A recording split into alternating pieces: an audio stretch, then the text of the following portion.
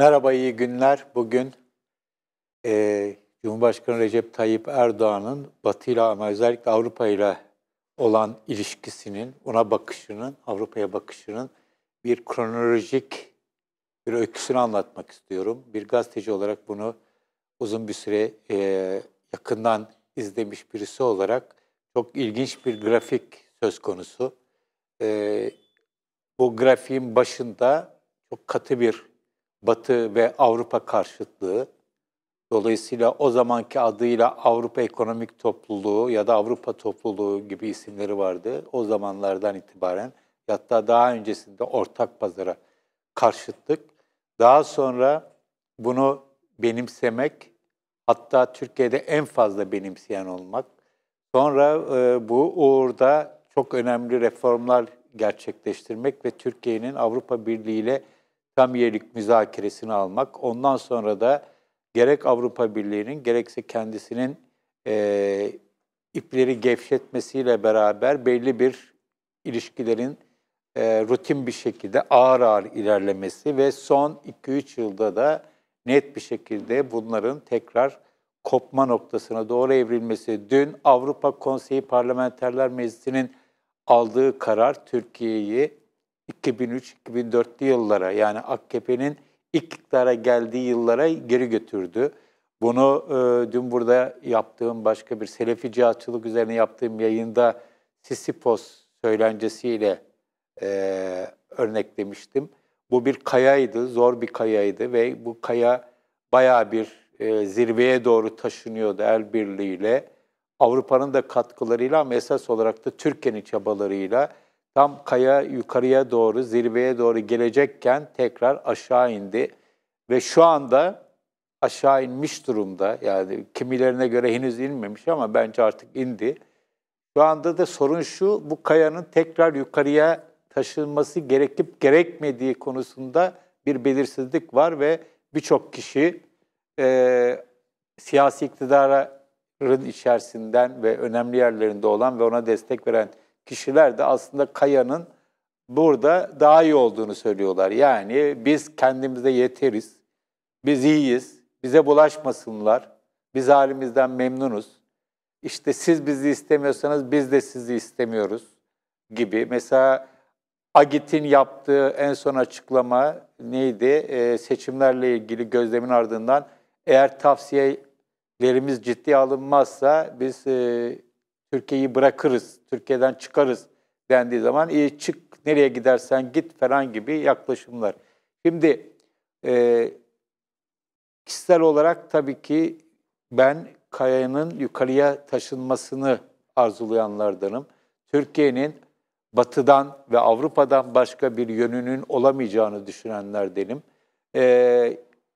Her türlü Batı karşıtlığı, Avrupa karşıtlığı, düşmanlığı bana uzak. Eleştiri eyvallah ama düşmanlık anlaşılabilir bir şey değil. Bu arada son günlerde geliştirilen zaten Avrupa Birliği dağılıyor gibi ki Cumhurbaşkanı Erdoğan da bunu dillendiriyor. Zaten Avrupa birleşemeyecek, İngiltere'de ayrıldı, zaten ayrılıyor, zaten bizi almayacaklardı gibi yapılan açıklamaların da çok fazla anlamlı olduğunu düşünmüyorum. Avrupa Birliği olduğu müddetçe Türkiye onun içerisinde yer almak durumunda. Aksi takdirde Türkiye'nin bakabileceği bir yer yok. Neyse bu benim kişisel görüşlerimi bir kenara koyalım. Erdoğan ve çevresinin, yani bu hareketliğin içerisindeki insanların nasıl bir Avrupa ile kurdukları ilişkinin nasıl bir seyir izlediğini biraz detaylı bir şekilde bakalım. Çok ilginç bir olay hatırlıyorum. Gazeteci olarak Brüksel'de o tarihte Refah Partisi kapanmıştı, Fazilet Partisi kurulmuştu ve başına da Recai Kutan getirilmişti. Refah Partisi'nin yenilikçileri de her ne kadar şikayetleri olsa da partinin içerisinde yer alıyorlardı. Recai Kutan ilk gezisini, dış gezisini Amerika Birleşik Devletleri'ne yapmıştı. İkinci gezisini de Avrupa'ya yaptı. Brüksel ve Strasbourg'a gitti. Ben de o gazeteci olarak orada izleyenlerden birisiydim. İstanbul'dan onu izlemeye gitmiştik. Ve ellerinde bir takım broşürler vardı. Yabancı dilde hazırlanmış broşürler ve bu broşürlerde kabaca Türkiye'de Avrupa Birliği'ni en çok biz savunuyoruz. Biz Avrupa Birliği'nin değerlerine inanıyoruz ve birlikte hareket etmek istiyoruz. Bizi dinleyin, biz sandığınız gibi değiliz şeklinde broşürler vardı. Ve bunu bir yıl görüşme ayarlamıştı Recai Kutan. Orada Avrupa Parlamentosu'nda değişik grupların temsilcileriyle görüştü, basın toplantısı yaptı. Daha sonra Strasbourg'a geçip Avrupa Konseyi Parlamenterler Meclisi'nde temaslarda bulundu. Hiç unutmuyorum, birisinde Brüksel'de Recai Kutan'ın bir randevusu vardı. Biz de birkaç gazeteci randevu yerine gittik. Henüz Recai Bey gelmemişti. O sırada da randevu sahibi, yanılmıyorsam liberal grubun sözcüsü olan kişiydi. O da Recai Kutan'ı bekliyordu bizimle beraber. Bu arada biz kendisiyle sohbet etmeye başladık. Ve şunu hiç unutmuyorum, o kişi bana yabancı dilde konuşurken, ya dedi, biz bu randevuyu verdik ama dedi, siz Türkiye'den geliyorsunuz gazeteciler olarak. Hakikaten bu parti gerçekten Avrupa Birliği'ne inanıyor mu? Bu soru hep soruldu. Yani Refah Partisi bunu hiçbir zaman söylemedi ama ardından kurulan Fazilet Partisi ve daha sonra Adalet ve Kalkınma Partisi Avrupa Birliği'ni savunduğu andan itibaren Avrupa'daki çevreler buna olumlu yaklaştılar ama hep şüpheyle yaklaştılar ve burada bir çok popüler deyimle takiye olup olmadığını merak ettiler. Şimdi aradan geçen süre zarfında bazıları kandırılmış, kendilerini kandırılmış hissediyor olabilir Avrupalıların. Hatta bunu böyle dile getirenler de var. Tayyip Erdoğan'ın şimdi geldiği nokta itibariyle. Ama ben bunun bir kandırılma olayı olduğunu düşünmüyorum. Bu olay normal seyrinde yol aldı ve buraya kadar geldi. Yani olması gereken buydu anlamında söylemiyorum ama yaşananlar, Türkiye'nin yaşadıkları, Avrupa'nın yaşadıkları ve Tayyip Erdoğan'ın yaşadıklarına baktığımız zaman kimsenin kimseyi kandırdığını söyleyemeyiz. Ama şöyle bir olay vardı. Oradaki temel husus şuydu. Refah Partisi iktidardayken, Refah Yolu hükümetindeyken askeri müdahale sonucu kapatıldı, iktidar elinden alındı. Ardından gelen Fazilet Partisi'nin önündeki en önemli sorun şuydu. Sandıktan ne alırsak alalım, ülkedeki sistem, Türkiye'deki mevcut müesses nizam, İngilizce tabiriyle establishment bize izin vermiyor. Bunu aşamıyoruz. Anayasa Mahkemesi ya da başka kurumlar, ordu müdahale ediyor. Dolayısıyla Türkiye'deki ulusal sistemi dengeleyebilecek tek şey uluslararası sistem ya da küresel sistem olarak görüldü. Yani Türkiye'de bulamadığı sistem nezdindeki meşruiyeti dışarıda, batıda aradı. Akılcı bir yaklaşımdı. Bu kapsamda Avrupa Birliği, Amerika Birleşik Devletleri ve İsrail, önemli güç odakları olarak görülen, o zamana kadar en çok karşı çıkılan, en çok hedef tahtasına oturtulan bu yerlere iyi geçinme, onlarla bir karşılıklı çıkar ilişkisi içerisinde onlarla belli bir uyumu sağlamak ve bu uyum sayesinde de Türkiye'de sandıktan çıkacak olan hakları, sandıkla elde ettikleri hakları teminat altına almak olarak adlandırabiliriz. Fazilet Partisi'nin de ömrü çok uzun olmadı. Ardından kurulan Adalet ve Kalkınma Partisi ve Saadet Partisi'nden Saadet Partisi tekrar Batı karşıtı bir çizgiyi benimserken AKP özellikle iktidara gelir gelmez, iktidar öncesinde de söylüyordu, kurulduktan sonra da söylüyordu ama iktidara gelir gelmez yönünü Batı'ya ve Avrupa'ya döndü. Çünkü Türkiye'de AKP iktidara geldiği andan itibaren ordunun müdahale edebileceği yolunda şayialar vardı ve buna karşı ülke içerisinde hükümet olup devlet olamayan Adalet ve Kalkınma Partisi burada ulusal establishment'ın karşısına uluslararası establishment'ı ya da ulusal sistemin karşısına uluslararası sistemi çıkartmak istedi ve burada çok önemli bir husus Avrupa Birliği ile müzakere süreci ve tam üyelik müzakereleriyle beraber bütün bu süreçte yaşanan reformlar Türkiye'yi hem Avrupa'ya yaklaştırdı, aynı zamanda Türkiye'deki mevcut eski tabirle hala da kullanılabilir.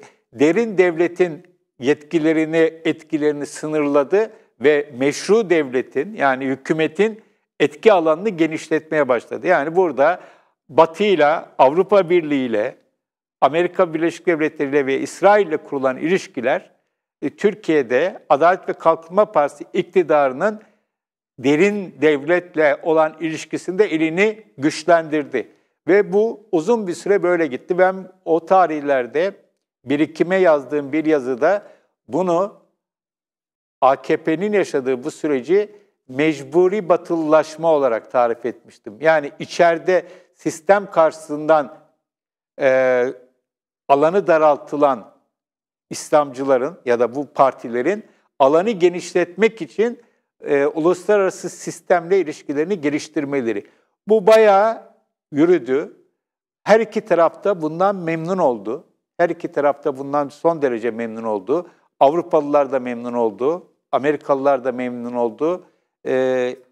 Adalet ve Kalkınma Partisi de memnun oldu. Ta ki 27 Nisan'da 2007'de E-Muhtıra'yla ordunun Cumhurbaşkanlığı seçiminde Abdullah Gül'e vize vermemesiyle işin rengi değişti. Şöyle değişti. Uluslararası sistemin garantörlüğü bir yere kadar olduğu anlaşıldı.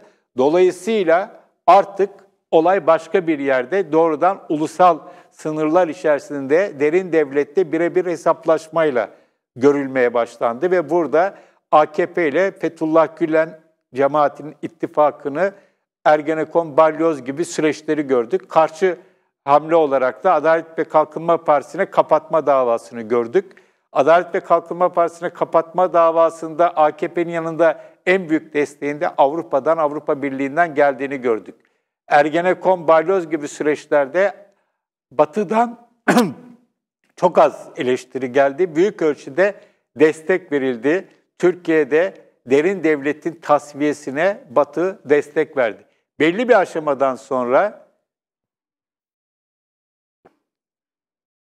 bunların halledildiği ve artık ulusal sistemle bir sorununun kalmadığını düşündüğü andan itibaren Tayyip Erdoğan tekrar uluslararası sisteme meydan okumaya başladı. Öykü aslında böyle özetlenebilir. Ulusal sistem karşısındaki ulusal sistemle karşı karşıya gelmenin zorluklarını aşmak için uluslararası sisteme başvurmak, Avrupa'ya, Amerika Birleşik Devletleri'ne ve Avrupa Birliği ile üyelik ilişkilerine başvurmak, daha sonra ülkede devleti kontrol ettikten sonra, ettiğine emin olduktan sonra artık diğer güçlerin kendisine bir meydan okuyuşuna imkan kalmadığını düşündüğü andan itibaren tekrar uluslararası sisteme meydan okuma ve ülkeyi kendi içerisine kapama siyaseti. Erdoğan'ın bir süredir izlediği bu. Biz bize yeteriz, haddinizi bilin. Bu son referandum sürecinde Avrupa ülkeleriyle olan yaşanan olaylarda da benzer meydan okuyuşlar oldu. Ama bütün bunlar Türkiye'yi iyice dünyadan izole etmeye başladı. Şöyle bir hususun altını çizmek lazım. Türkiye yönünü batıdan çevirdiği zaman gidebileceği bir doğu yok. Türkiye'nin batıyla olan ilişkilerini iptal etmesi durumunda, batılılaşma projesinden ve Avrupa Birliği'ne entegrasyondan vazgeçmesi durumunda Türkiye'nin önündeki tek seçenek kendi içine kapanmaktır. Ve şu anda Türkiye'nin içine girdiği yol bu olarak görülüyor ve bu Adalet ve Kalkınma Partisi iktidarının özellikle son yıllarında çok baskın olan hamasi milliyetçilikle anlatılmaya çalışılıyor. Gezi sürecinden itibaren bunların öne çıktığını görüyoruz. Özellikle son 1-2 yılda daha da fazla öne çıktı ve son referandum sürecinde MHP ile, daha doğrusu MHP yönetimiyle kurulan iktidar ve süreceğe benzeyen iktidar koalisyonla beraber daha bir net bir şekilde ortaya çıktı. Ancak ortada şöyle bir sorun var. Bu sorun Tayyip Erdoğan ve onun destekçilerinin önündeki çıkan bir sorun bence. O da şu, bütün bu süreç içerisinde Avrupa Birliği ile tam üyelik sürecinde Türkiye'nin yaşadığı değişim, dönüşüm, demokratikleşme, özgürleşme, yapılan reformlar vesaire Türkiye'de toplumun birçok kesimi tarafından, özellikle de AKP'nin üzerinde yükseldiği zemindeki bazı kesimler tarafından benimsendi, içselleştirildi. Yani kimileri için zorunlu bir batılılaşma olabilir, zorunlu bir demokratikleşme olabilir ya da batılılaşmanın araçsallaştırılması olabilir, demokrasinin araçsallaştırılması olabilir. Ama benim de tanıklık ettiğim gibi Türkiye'de bu süreç içerisinde zorunlu olarak başlayan bu adımın birçok kişi tarafından, kesim tarafından içselleştirildiğini görüyoruz. Ve burada işte büyük bir kopuş yaşanıyor. Son dönemde dile getirdiğim muhafazakar orta sınıfların Erdoğan'la arasında mesafe koymaya başlamaları önermemin büyük ölçüde en önemli boyutlarından birisi Batı ile olan ilişkilerdeki gerileme, mesafenin tekrardan açılması. Bu Türkiye'de son dönemde AKP iktidarıyla beraber daha da güçlenen birçok kesimin rahatsız eden bir yaklaşım. Yani sizin bu Batı karşıtı hamasi çıkışlarınız toplumun bir kesimi tarafından alkışlarla, kefen giyerek vesaire takdir ediliyor olabilir ama orta sınıflar bunlara şüpheyle yaklaşıyor. Bunun doğurabileceği sonuçlar, özellikle ekonomiye yansımaları, kültürel hayata yansıması, temel hak ve özgürlükleri yansıması anlamında çok ciddi bir soru işareti meydana getiriyor. Şöyle daha somutlaştırabiliriz. Türkiye'de dindarların uzun bir süredir Türkiye'de sistemli bir sorunu vardı ve bu sorunlar nedeniyle temel hak ve özgürlüklerinin garanti altında olmadığına inanıyorlardı. Ne derece haklı oldukları herkes bu konuda farklı düşünebilir. Ve Avrupa Birliği süreciyle beraber bu uluslararası kurumlarla kurulan ilişkilerin bir üst garanti olduğunu, daha kapsayıcı bir garanti olduğunu gördüler.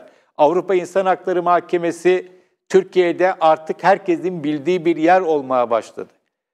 Avrupa Konseyi, Avrupa Parlamentosu vesaire bunların hepsi Türkiye'de bir şekilde bilinen yerler olmaya başlandı ve buradaki değerler, savunulan değerler, işte Kopenhag kriterleri, Maastricht kriterleri gibi değerler birçok kişi tarafından Türkiye'de dindarlar da dahil tabii ki olarak görüldü. Yani bunların savunulması gereken değerler olduğu kabul edildi. Şimdi son birkaç yıldır bunlardan bir uzaklaşma var. Avrupa Birliği ile olan tartışmalarda hep dile getirilen Kopenhag kriterleri olmazsa Ankara kriterleri olur noktasına şu anda maalesef gelmiş durumdayız. Ama Ankara kriterlerinin temel hak ve özgürlükleri garanti altına almadığı, hukuk devletini garanti altına almadığı çok açık ve net. Son yıllarda yaşadıklarımız bunu gösteriyor. Şu anda bunların mağdurları AK Parti'ye oy vermeyen kesimler olabilir ama yarın öbür gün Ankara kriterleri denen ne olduğu çok iyi bilinen kriterlerle Türkiye yol alırsa yarın öbür gün bu kriterler nedeniyle Türkiye'de dindarların, muhafazakarların tekrar ciddi bir şekilde hak ve özgürlükler konusunda şikayetçi olacaklarını kestirmek çok ciddi bir şekilde mümkün. Dolayısıyla Türkiye'ye tekrar Kopenhag kriterlerinin tadına varmış bir ülkeye tekrardan Ankara kriterlerini dayattığınız zaman bunun bir yol açacağı tepkiler olacaktır. Bunlar şu anda görülmüyor olabilir ama bunun etkisinin orta ve uzun vadede ciddi bir şekilde görüleceğini düşünüyorum. Erdoğan kendisi tekrar başladığı noktaya dönmüş olabilir Batı'ya bakışta. Tam bunu böyle söylemiyor. Hala bir pazarlık marjı bırakmış gibi duruyor. Ama görünen nokta, göründüğü kadarıyla geldiği nokta çok 2003'ten 2004'ten daha geri bir nokta olduğu ortada. Ama onun geri bir noktaya gelmiş olması onunla beraber hareket etmiş olan kitlelerin, kesimlerin de onunla beraber olduğu gibi aynı geri noktaya gittiği anlamına gelmiyor. Ve bu anlamda ciddi bir rahatsızlık olduğunu söyleyebiliriz. Bir son nokta, Türkiye Avrupa ile olan ilişkilerinde elinde şu anda maalesef tek bir koz var. Bunun da ne derece koz olduğu tartışılır. Mülteciler. Yani işte siz bize kötü davranırsanız biz de kapıları açarız. Bu ne derece realisttir, ne derece olabilir, bu tartışmayı bir kenara bırakalım. Ama şunu söyleyelim. Türkiye zamanında Avrupa Birliği tarafından kabul edildiği zaman, AK Parti iktidarı varken tam üyelik müzakerelerine başlatıldığı zaman, ki o tarihte de Avrupa içerisinde çok itiraz eden olmuştu. Buna rağmen bu kabul edildiği zaman Türkiye'ye yüklenen anlamlar çok farklıydı. Türkiye'nin soft power olarak adlandırılabilecek, yumuşak güç olarak adlandırılabilecek çok önemli artıları vardı. Genç nüfusu, coğrafi konumu, İslam dünyasına bir örnek teşkil etme ihtimali vesaire. Bütün bunlarla Avrupa Türkiye'yi içine alarak aynı zamanda dünyaya bir mesaj vermek istiyordu. Ve bu önemli, her iki tarafında kazanacağı bir tercihti ve ilk başta hepimiz bir şekilde bundan da umutlanmıştık. Ama şimdi olay bir ilişkilerde soft power falan kalmış değil. Ortada bir tek mültecilerin önünün açılıp açılmayacak, kapıların açılacağı gibi tehdit temelli yürüyen bir ilişki var ve bunun da 15 yıl içerisinde diyelim, yaklaşık 15 yıl içerisinde geldiğimiz noktanın ne kadar kötü bir nokta olduğunu bize göstermekte yeterli olduğunu düşünüyorum. Evet, söyleyeceklerim bu kadar. İyi günler.